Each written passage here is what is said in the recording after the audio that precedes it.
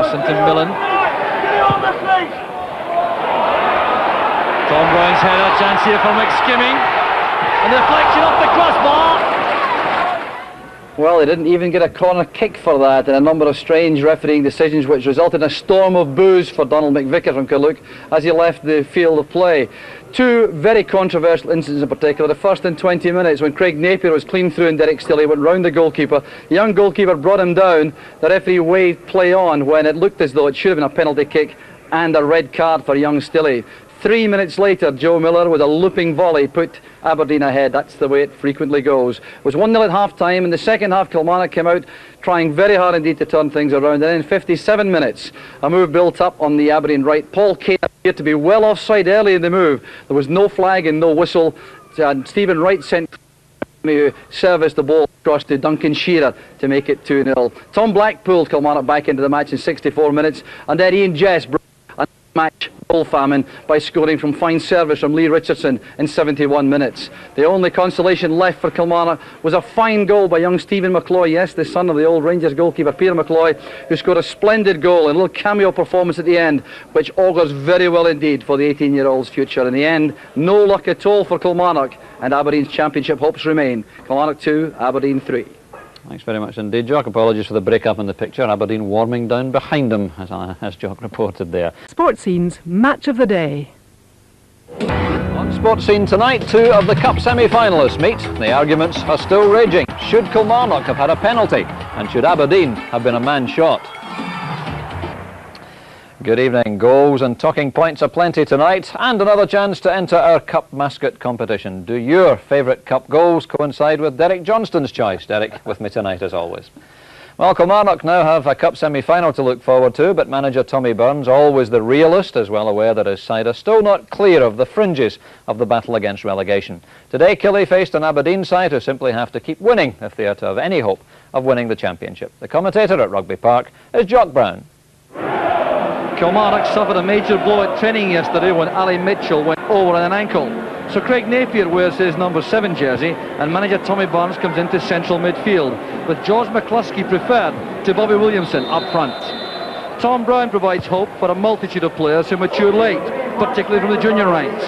He turned senior last summer at the age of 25 from Glenafton Athletic, and he's proved a great signing for the club. Aberdeen have to do without the services of Scott Booth, injured against St Johnstone, but otherwise manager Willie Miller keeps faith with the men who've served him well since that home defeat against Hearts 2 weeks ago when Derek Stilley made his first appearance in goal. The replacement for Booth is Joe Miller, who may well play wide on the left, with Jess likely to join Duncan Shearer in the striking role. Miller has contributed 5 goals to the Aberdeen cause this season. The referee this afternoon from Carluke, Mr. Donald McVicker, in his final season as a Grade 1 referee. An absolutely vital match this for both sides. Kilmarnock stuttering badly in the league in recent weeks despite their very good cup performances. Only 3 points in the last 8 league games. The last victory in the league on the 4th of January against Dundee. Since then, 3 draws only. So for them, it is vitally important to steer themselves away from that relegation zone. Aberdeen, on the other hand, can afford no slip-ups if they're to maintain pressure on Rangers at the top of the league. The contrasting fortunes also in midweek for the clubs here. Kilmarnock losing by 3-2 at Kirkcaldy against Wraith Rovers in the league, while Aberdeen cruised into the Tennent Scottish Cup semi-final with a good win at home against St Johnstone. So the opening stages are liable to be tense. That blow yesterday when Ali Mitchell was forced to drop out of the side, a bad one for manager Tommy Barnes, I'm sure. A very healthy crowd inside Rugby Park, although that's perhaps enhanced by the fact that vouchers will be handed out to Kilmarnock supporters for the Tennent Scottish Cup semi-final against Rangers. Gummery returning and hoping for a teammate running into that area. The skipper of Kilmarnock, Raymond Gummery.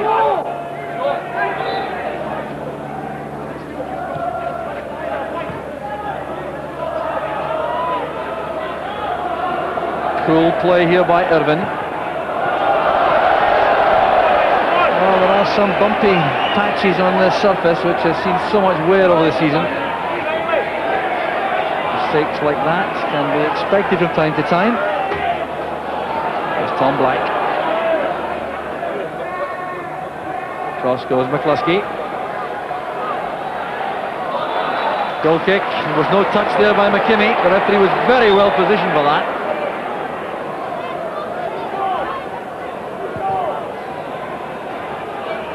So the build-up starting patiently from the back from Aberdeen.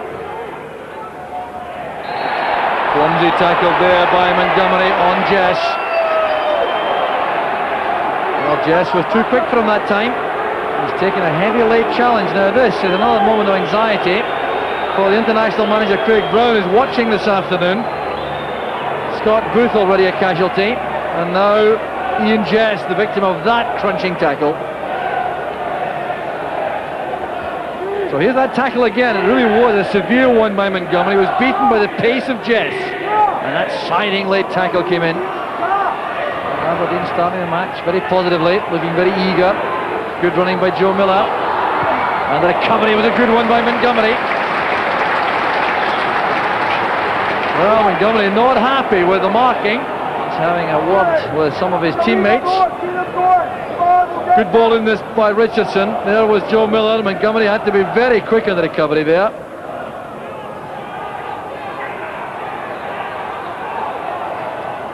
Well, the tackling very keen indeed among the Kilmarnock defenders. Now McCluskey, a chance to break from the right. Forward it goes towards Reilly, who didn't appreciate that pass was likely. Offside against three players, Wright, Shearer and Jess. Jim Herold is the replacement linesman this afternoon. The original linesman don't like to get in the middle because the original choice, Ian Taylor of Edinburgh, is injured. The referee. Nowhere to go there, not supported well enough in his view. He's complaining to the midfield man. Well held by MacPherson. There would have been an offside decision otherwise. Across goes Reilly. McCluskey on the turn. Well, you never lose that superb touch and control, regardless of age. McCluskey showing that again.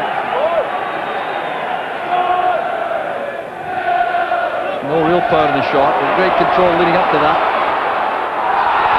Brown bundled over. Free kick to Kilmarnock.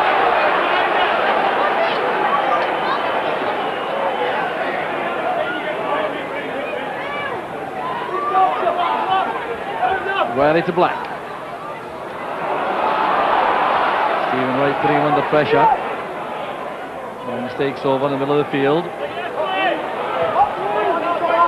MacPherson to Mlln. Tom Brown's header, chance here for McSkimming. And deflection off the crossbar.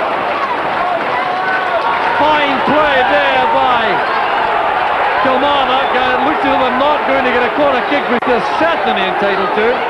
This shot clearly deflected off Alec McLeish. The header down though by Tom Brown was a good one. Here was McSkimming in space, playing it against Alec McLeish, then the crossbar. Here's Brown again, breaking away from Irvine. Into the gap it goes for McCluskey. Well, this young man is developing into a fine young goalkeeper. Certainly, I think, to be named in the Scotland Under-21 squad. He's already had youth caps, and he shows such assurance and composure as he did here, going down at the feet of George McCluskey.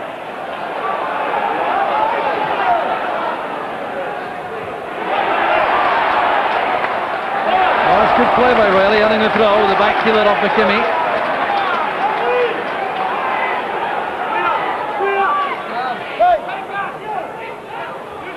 Mlln.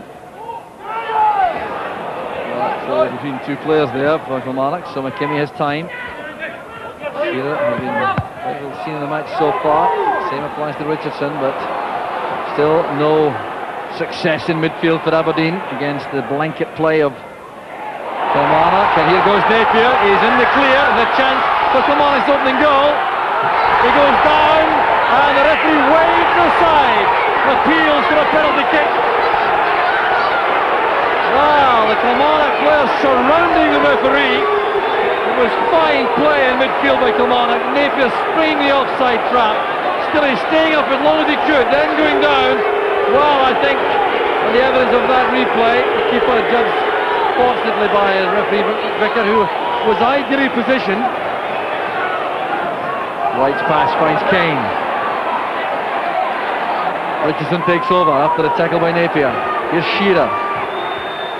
Space now for Gary Smith. He has Joe Miller hugging a touchline on the far side. And long cross chased here by Stephen Wright, cleared it early, and it's a good safe clearance by Tom Black.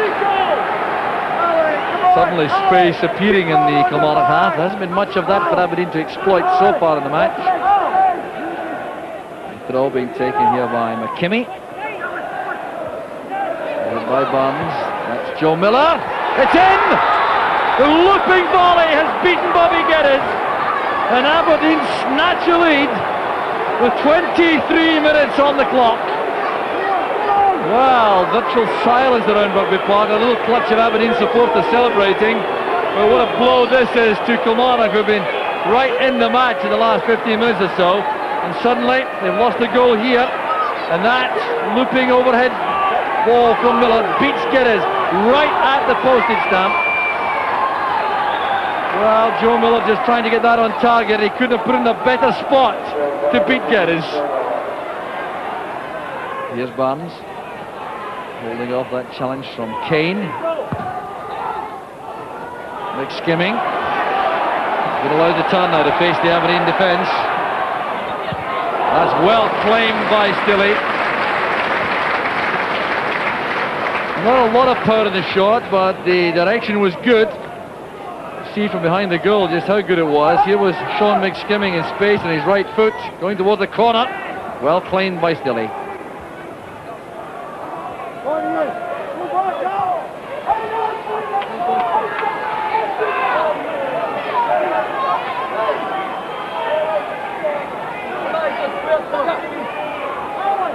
So back from Black to Mlln. Little spurt of attacking play, not providing the goal that Kilmarnock wants so badly. Try again here with Reilly going forward. McLeish wins it from McCluskey. Barnes tackles well. They win it from Kane. Here's McSkimming. Now Reilly. Space for MacPherson. Well, he can hit them all right. Didn't quite get hold of that one. MacPherson has scored only once so far this season, but does strike the ball very sweetly normally with his right foot. Set himself for this one. And as that ball goes over, referee Vicker brings the first half to an end. A strange first half in which Kilmarnock contributed very substantially to attacking force, but they went behind in 23 minutes when Joe Miller looped in a volley from about 16 yards in the top corner. And that came just 2 or 3 minutes after Derek Killie appeared to bring down Craig Napier inside the area, but Kilmarnock and Napier were denied, and it was a let-off for Killie and for Aberdeen. So at half-time it's Kilmarnock 0, Aberdeen 1. Aberdeen have certainly had to sign on Kilmarnock this season. It's the 4th match between the clubs. 2 Aberdeen victories and a draw here at Rugby Park earlier in the season, a 1-1 draw. It was 1-0 to Aberdeen in August at Pittodrie, and then 3-1 at Pittodrie in December. So Kilmarnock really looking for some inspiration for the second half. They will be desperate to get back on the rails because they are being sucked into this relegation battle rapidly. And with Raith Rovers deriving a lot of hope from their midweek victory, only Dundee looking somewhat detached.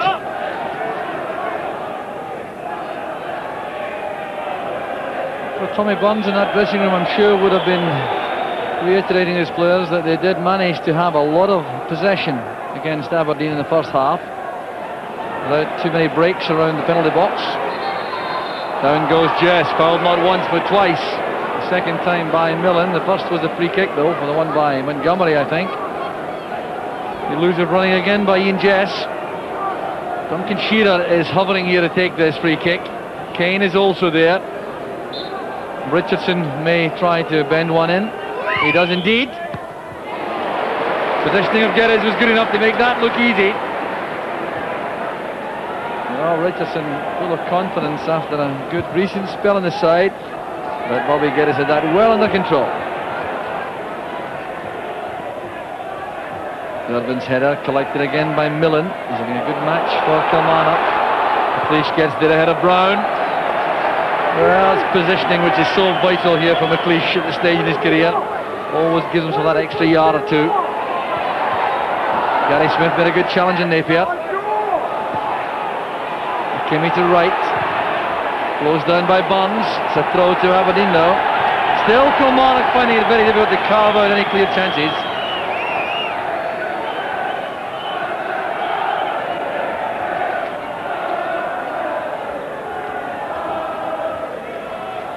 Bonds again, instant control. A willing run also made by Brown. McCluskey to Bonds, it came off Kane. That was good play by Kilmarnock. McCluskey's dummy allowing Bonds that shot at goal. Well, good play here by Tommy Bonds. It came straight off Paul Kane. I think Derek's still a big glad of that. It was going to be difficult for him to take. There's Reilly. Headed by Montgomery. Headed away off from the line by Wright. Tom Black unable to keep that shot down. But some encouragement here for Kilmarnock. Good spell of attacking play. Kilmarnock get one well here by Ray Montgomery. And the headed away was by Wright. Black couldn't keep that on target. There's no offside there against Duncan Shearer, who wasn't interfering with play at all, trying to get back onside. He was on the near side, on his flank. As Aberdeen tried to make progress. Well, Paul Kane was certainly offside there. McKimmie breaking. Well blocked the first time by Geddes. A chance for Shearer! But Aberdeen scored the second. And Kilmarnock are furious about the offside decision, which wasn't given in that build-up. Well, Duncan Shearer gets goal number 23. There have been very few easier than that. That ball played in by Stephen Wright. McKimmie was certainly not offside. He played it across. It was well blocked by Geddes. That was beyond the keeper. And there was Duncan Shearer. It was Paul Kane earlier in the move who did appear to be offside. But the ball is played in very well there by Wright to McKimmie. There's nothing wrong with that. And the break of the ball falling kindly for Aberdeen again. They lead by 2. 57 minutes of the match gone. Leish's header. That's good play by Gary Smith, who was fouled by MacPherson.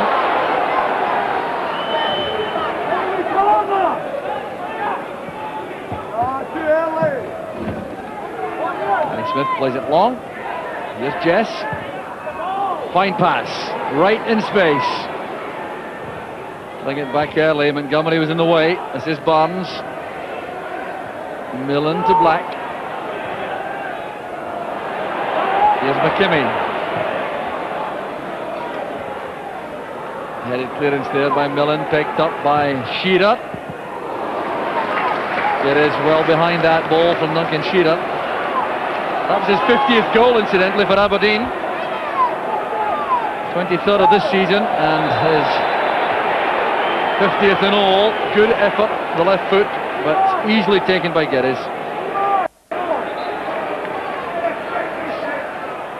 Here was Barnes.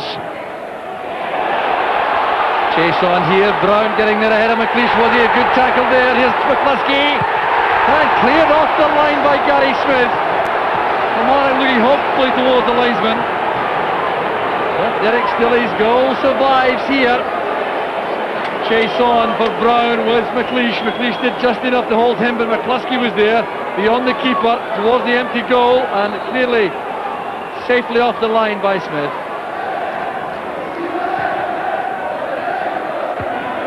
McLeish heading clear. And there's a goal for Kilmarnock, scored there by Tom Black. They're right back in the match. Tom Black getting his third goal of the season in the 64th minute of the match, and a lifeline has been thrown to the home side. Well, it was an orthodox corner kick by Mark Reilly. It was won well by McLeish. Now one touch to control it by Black, and then that thundering drive in at the near post. Well, a fine strike it was by Tom Black, his first goal from open play this season, and his weaker foot, the right, perfectly positioned. Here's Jess breaking. He has Shearer on the right, Tom Black going across. Richardson and Jess wait in the box. And played in very early indeed, I think, hoping to find Ian Jess, who's totally frustrated there. An opening there for Shearer to exploit. Jess playing the ball across there, then he made his way into the area, hoping to get this ball delivered again by Duncan Shearer.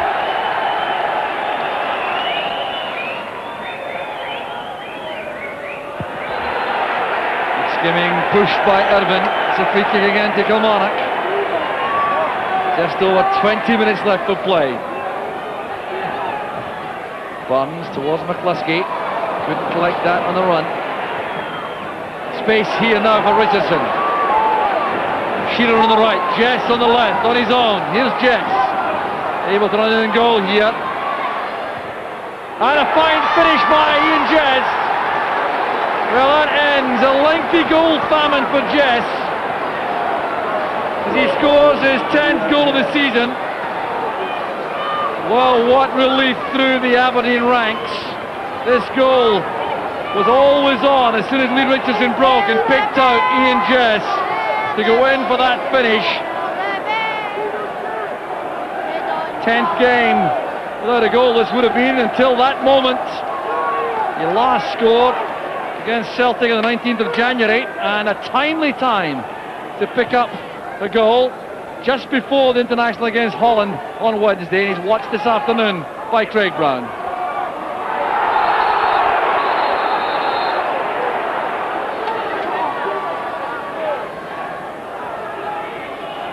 Well, is there more drama to come here? Kilmarnock certainly have played with a degree of belief in themselves, which suggests that they will fight to the last drop here to earn something from the match.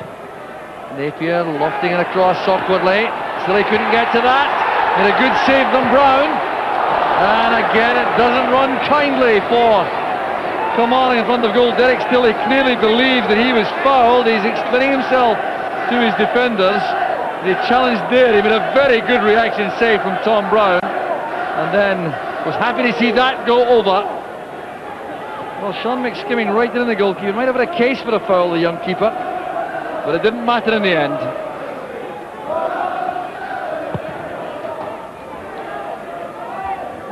Headed on by Kane. Burns now. Looking for McCloy. He's very speedy indeed. He got it out ahead of Stilley. That's a goal for Kilmarnock. A delightful goal scored by Stephen McCloy. His pace undoubtedly surprised the Aberdeen defenders. Now what a moment to score his first goal in the Kilmarnock first team at the age of 18. Very quick indeed there ahead of McKimmie, playing it beyond Derek Stilley in a tight angle. And a fine goal by the youngster. Well, he seemed to be in no position to score there at all, but he was determined, committed, he was quick enough and accurate enough. Irvin under pressure there. McKimmie goes down, it's back with McCloy, but the whistle is gone for a free kick for a trip on McKimmie. Well, the Kilmarnock players again upset by that decision. There was McKimmie going across. Well, he seemed to stumble himself, in fairness, rather than be brought down by Brown. And that's what the Kilmarnock player, I think, was complaining about. Off goes Joe Miller. Montgomery comes across. Tries to keep the ball in play. Doesn't quite make it.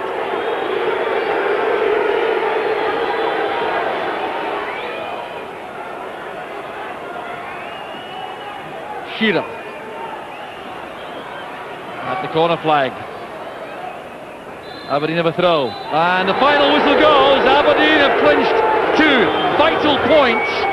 What a match enshrouded in some controversy. It all began with a very loud penalty claim by Kilmarnock before the opening goal when Napier was brought down by Stilley, but in the end the most impressive thing for Kilmarnock probably was that fine goal by Stephen McCloy just before the end to make it 3-2.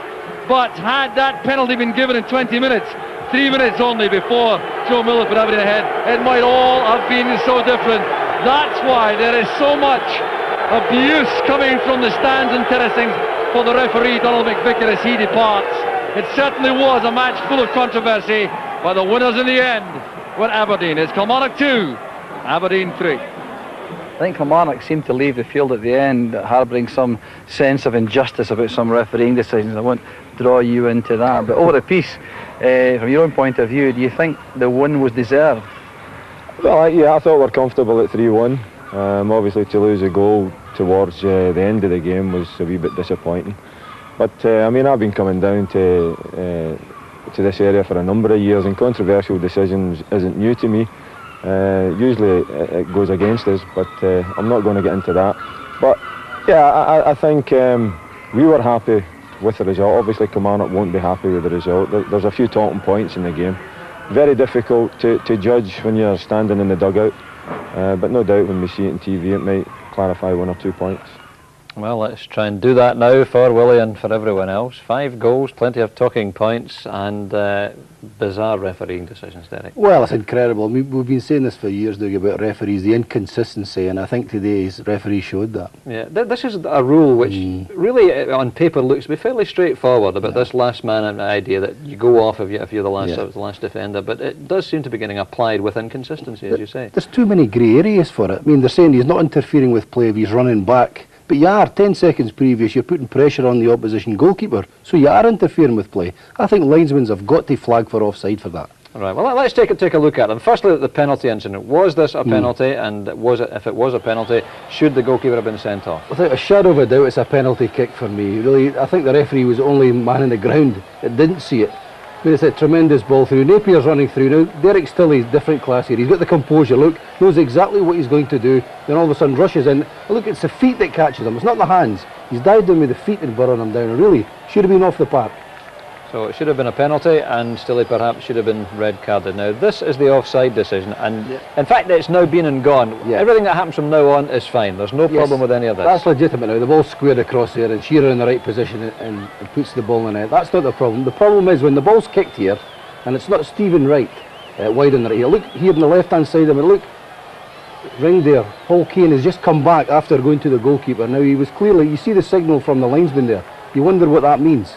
I mean, obviously the referee said it was okay, play on, but he was certainly offside when the ball was kicked. Paul Kane must have been yards offside. He was yards offside. Again, the argument might be, was he interfering with play? Well, he has to be. If he's not interfering with play, he shouldn't be on the pitch. It's as simple as that. Yes, all right. It's been yards offside. So in both cases there, we reckon Kilmarnock are hard done by. I think Willie Miller will be delighted. All right.